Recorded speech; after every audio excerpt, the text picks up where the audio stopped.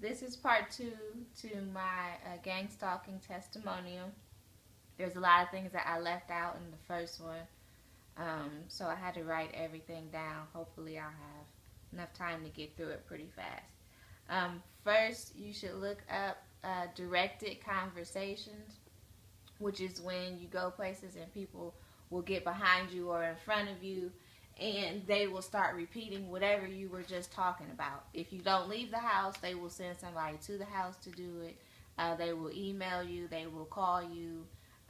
So there's kind of no way of getting around it. But directed conversations is a key tactic in gang stalking. Job mobbing or job bullying is when everybody at your job is involved. They'll also be doing the directed conversations. They'll be doing things to your to your computer when you leave, when you go on your break. Um, they correspond through text messages and emails and stuff like that to help the stalkers keep surveillance of you. They'll also be taking pictures and videos of you. Um, there's vehicular surveillance, um, microwave technology. They are putting chips, RFID chips in people. Um, there's voice to skull technology where people are starting to hear voices um, coming through the chips. The chips are implanted in their dental area or in their ear canals, in their nose. Um, they're planting chips pretty much wherever they can. Um, for me, you'll start noticing traffic formations. They use a lot of white vans in my case, a lot of white vans and red pickup trucks for some reason. They were always either behind me or in front of me. They'll do things with their lights. They'll flash their lights at you, their high beams.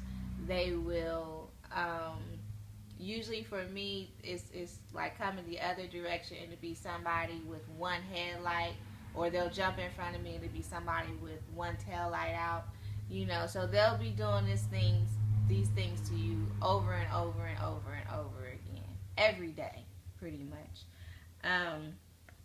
A lot of coughing. You'll notice people will come around you and just start coughing for some reason, and those are usually signals that they're having with each other, and a signal to you to let you know that it's a perk nearby, blah, blah, blah. They get a kick out of stirring you up and making you panic. So if you can try to control it, do your best. I know it's hard in a situation like that. And what makes it scary is that you don't know what the end result is going to be. You don't know what their plan is. Nobody answers any questions. You don't know how you got involved. You don't know how long it's going to last. You don't know when it started. You don't know exactly how many people are doing this to you. You don't know if you're being broadcast. I know for me, a lot of people started walking up, strangers even, started coming up to me talking about a reality show. And I hate reality TV. So people will start coming to you having the most kind of random conversations. So be aware of all of that. Always be aware of your surroundings. Um, you will feel humiliated. You will feel exploited and defenseless. And that's what they want. So don't feel bad about those feelings. It's not your fault.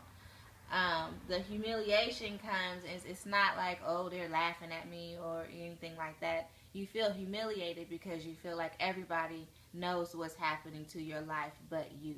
And you're the person that should be in control or have a say so over what's happening to you. So that's where the humiliation. You feel left out. You feel in the dark. Um, you feel confused all the time. Um, you're scared because your home is being invaded. Your privacy is being invaded. And it's almost like everybody is enjoying it but you.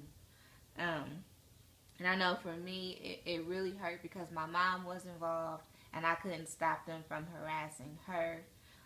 So that added to the pain and the suffering was that I wanted to somehow protect my mother and I couldn't. You really feel helpless. The police won't help you. I've been to counseling and trying to get therapy for it, because I felt like I couldn't live a normal life anymore. So I've gone to these people, and of course, when you tell them your story, um, they tell you you're a paranoid schizophrenic. You know, I've had that happen to me. I know people who have been, because they try to protect themselves and make, foil helmets and foil things for their phone, they had to get locked up because of it. So, you feel defenseless. You feel helpless. You feel like there's nothing you can do. You're a victim. You don't want to take that mentality. But, when you try, you repeatedly call the police. You get your phone checked and they tell you there's either spyware on your phone or there's a virus on your phone.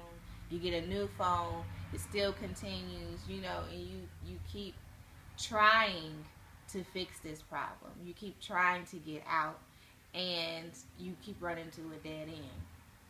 You know, so you can't date. I've tried dating people. I've tried, just trying to ignore it and have a normal life. They will not let you. Okay, these people will push and push and push until you break. That's the whole point, is to try to get you to break, and either kill yourself or kill somebody else or get locked up. They want to drive you crazy. If they didn't want to, they wouldn't constantly pick, because it's like a picking. It's a nuisance, and it's all the time. It's 24/7. Every waking moment, you're being watched, you're being listened to, and they make sure you know that. Um, so if you are having these experiences, um, try to